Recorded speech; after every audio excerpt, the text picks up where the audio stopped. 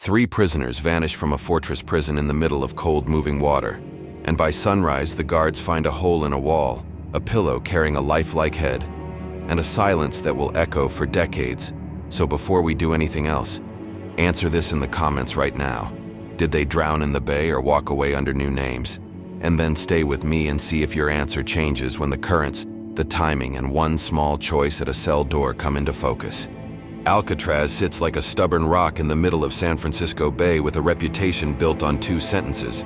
No one escapes, and if they do, the water will finish the job. Yet prisons are run by people, and people run on routines. And routines, when studied patiently, have edges, and edges are all determined men ever really need. If you value method over myth, you're in the right place, because we're going to map the night step by step without teaching anyone how to commit a crime. We'll keep every detail respectful and high level, and we'll show why the real wall was never concrete, but time, tide, and temperature. Alcatraz was a place where punishment and logistics lived side by side, where correctional officers punched a clock, and their families took ferries to small houses with porches that looked across the water at a city of lights. And every morning the horn sounded and laundry turned and kitchens steamed while men in khaki counted heads and keys and minutes. Among hundreds of inmates, 3 men matter for our story because of how they fit together like parts of a quiet machine. Frank Morris, a man remembered for a sharp mind and a tolerance for routine, and brothers John and Clarence Anglin, men whose patience and teamwork were as notable as their criminal resumes, and whose family ties would become one of the case's most persistent threads. We won't romanticize anyone here, because victims of their earlier crimes exist outside this film, but we will be honest about competence, because competence is the only trait you must assume when the plan that follows holds together for months without noise.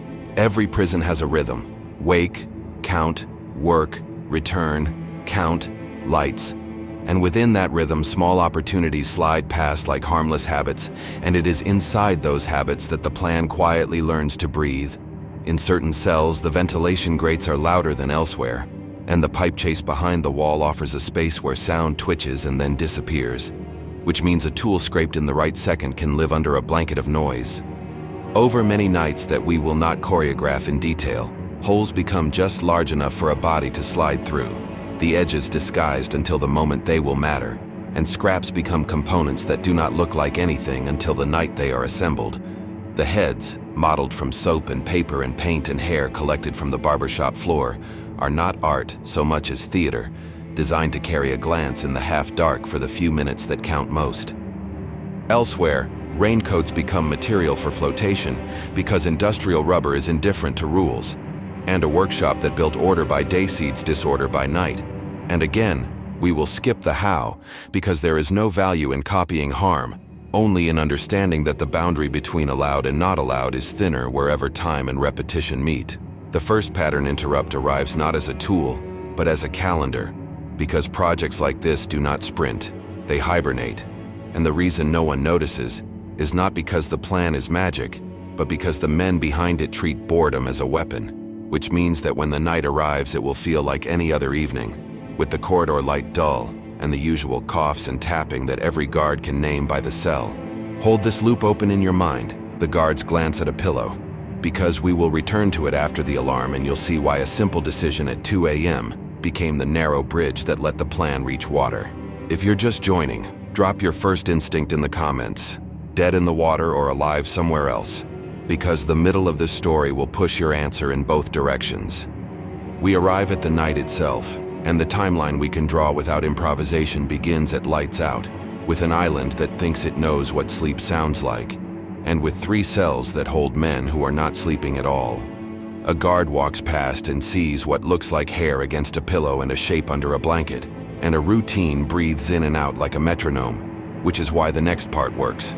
The plan relies less on speed than on how deeply a building believes in its own habits.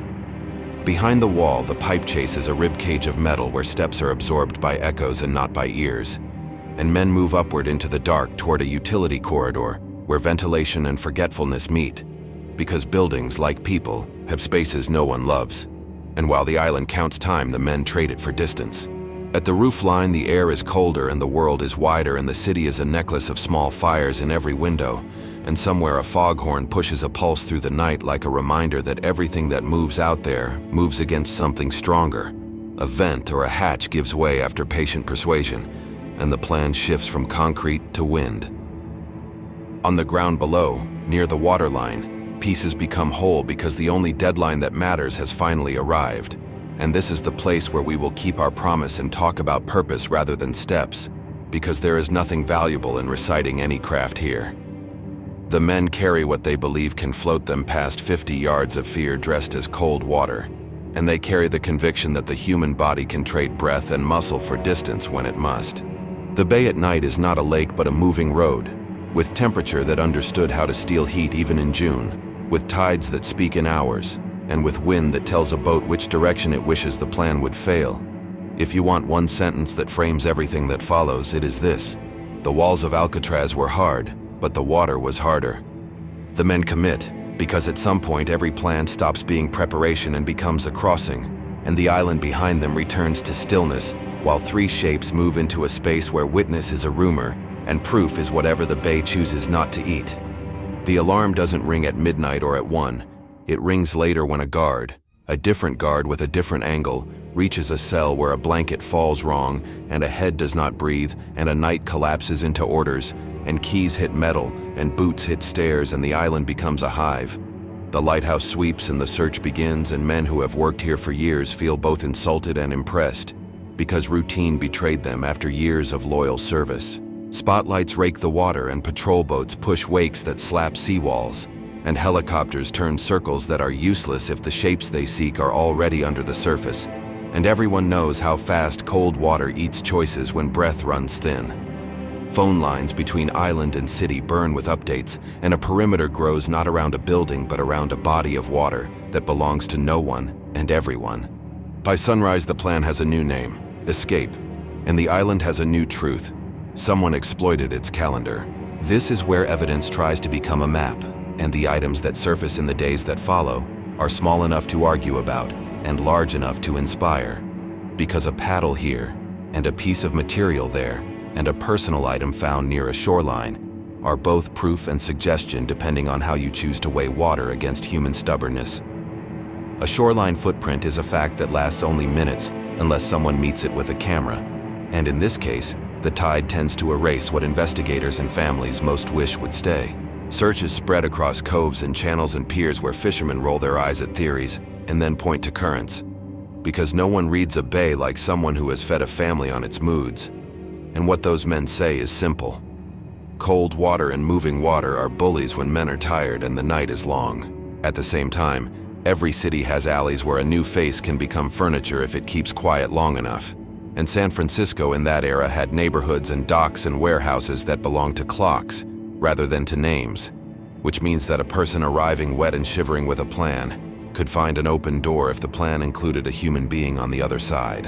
Here's a pattern interrupt that matters. A prison escapes into the world, but families escape into waiting.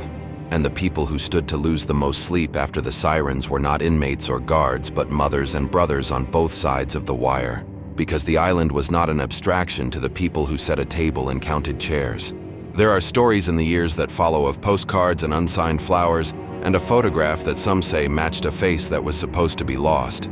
And whether those stories are truth or a family's ache shaping rumor into comfort is a question no film can answer cleanly. But the emotion underneath is not a rumor at all. A mother will always hold a door open inside her head, even when the rest of the house is locked. If you felt that line in your chest, good. Cases like this are not puzzles first, they are households. And when we talk about tides and maps, we are also talking about kitchens and holidays that never felt the same again.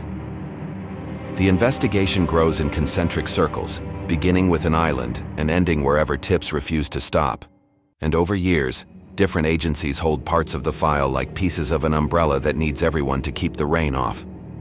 An early federal inquiry treats the bay as a suspect with motive and means, while a later, longer pursuit keeps a lamp on for faces that might grow older in photographs that never get taken. This is where the case becomes two stories that coexist without touching. One story says the water won, and the plan traded breath for darkness, and that story rests on math and temperature, and the way muscle obeys physics when heat bleeds out, while the other story says human beings have crawled out of worse with less. And that story rests on stubbornness and timing, and the quiet charity of a stranger who maybe owed someone a favor.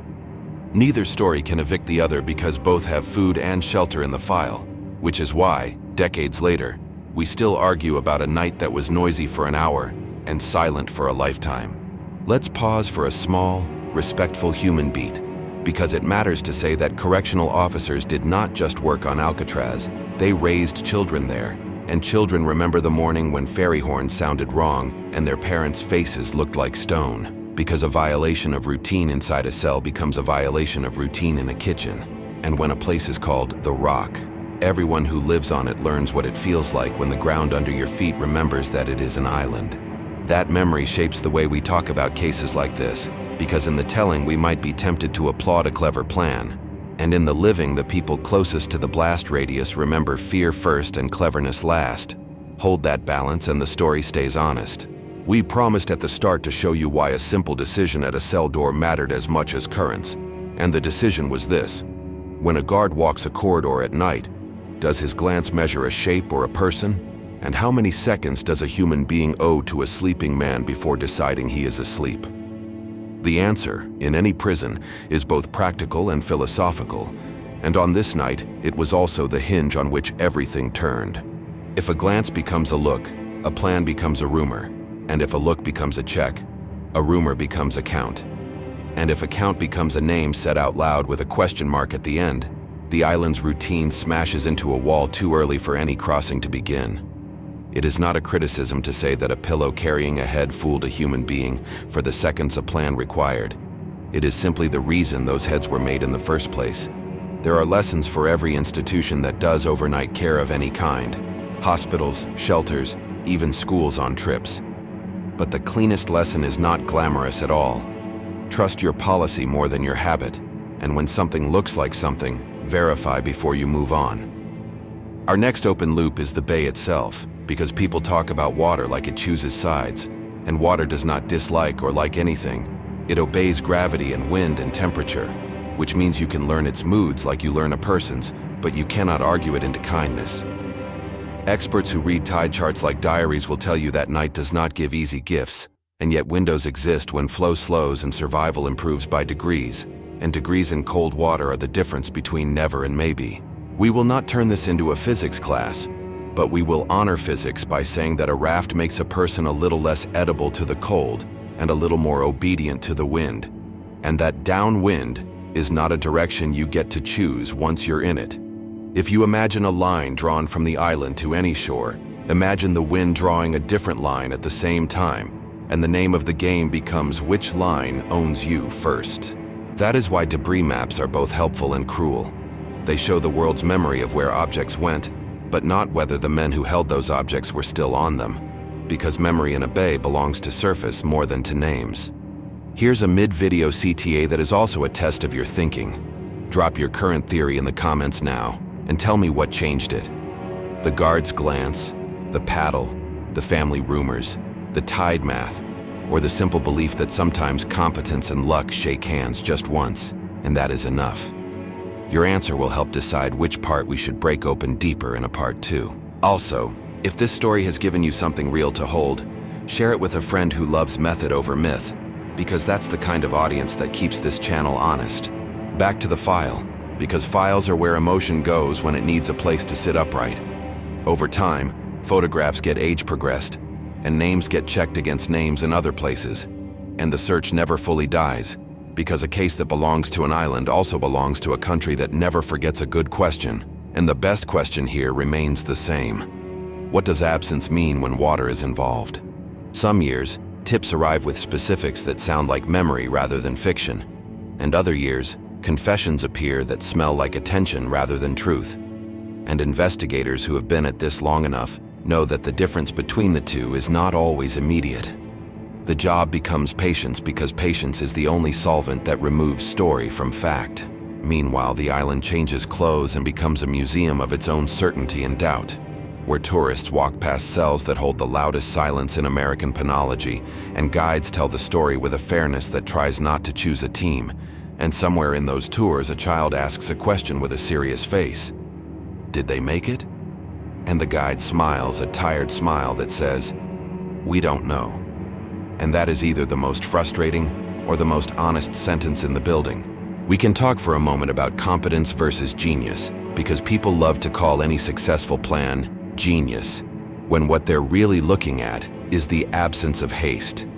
Nothing here requires superhuman intellect, and everything here requires the kind of patience that looks boring until it isn't, and that is the hidden moral in most prison escape stories: boredom weaponized. Add to boredom a family bond like the Anglin brothers carried, and a planner like Morris who trusted time more than luck, and you get a triangle strong enough to carry stress if everything else goes right. In the end, though, the fourth partner decides whether the triangle holds. The Bay, indifferent and efficient, accepts or denies every plan without a word. If you're measuring the case by math rather than romance, you come away with a probability curve that says unlikely but not impossible, and not impossible is the reason the argument will still be here when your grandchildren visit the island and ask the same question. A small final emotional beat before we gather the pieces. Imagine being a child on the island the next morning, eating cereal while your mother watches the door and your father doesn't touch his coffee. Or imagine being a sister across the country who reads a clipping with a photograph and half hopes and half dreads a knock that never comes, because the only thing worse than bad news is no news. And this case offers a masterclass in both. Let that image remind you that Unsolved is not a genre, it is a weight people carry. Close your eyes for 1 second and picture the city across the water on that night. Yellow windows like constellations, a radio playing in a kitchen, a ferry sliding along a line it has known for years, and three shapes somewhere between a rock and a shoreline, making a trade with time that none of us can audit now. That picture is why this story still breathes.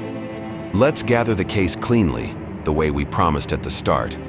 A fortress built on routine where three men study the calendar more than the locks, a vent and a pipe chase that become a hallway no one supervises, a set of decoys that borrow seconds from a guard's glance, a roofline where the wind becomes a participant, a shoreline where objects become a raft and a raft becomes a question, an alarm that turns a place into a siren, a search that chases water rather than footprints, debris that acts like proof until it acts like rumor, families that keep a door half open in their heads, investigators who learn that no body in a bay is not an answer, and a country that keeps returning to a night when a prison realized that the hardest wall was a moving one.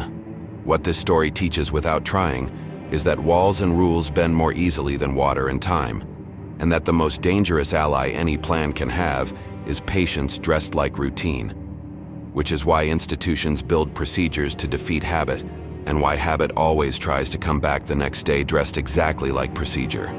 The lesson is dull and powerful. Verify, vary, and never let a glance pretend to be a check. Here's the final CTA, and it's a sincere invitation. Tell me in the comments whether your first instinct at the beginning of this video lived or died by the end, and tell me which single detail moved you most. The pillow head, the pipe chase, the tied window, the paddle, the rumor of a photograph, or the look on a child's face in a house that suddenly felt like an island. Your answers will shape part 2, where we can open the strongest evidentiary lanes, the most credible shoreline finds, and the most realistic post-escape scenarios without giving instruction to anyone who doesn't deserve a map. If this gave you something real to hold, share it with the friend who believes method beats myth, and subscribe to Caseboard Daily for deep dives that respect your time and your intelligence. Because on this channel we don't chase noise, we trace patterns, and sometimes patterns move across water in the dark and ask us to decide what we believe about courage, luck, and the patience of the bay. For now, remember the rule of this night. The walls were hard, the water was harder, and the truth might live in the space between them.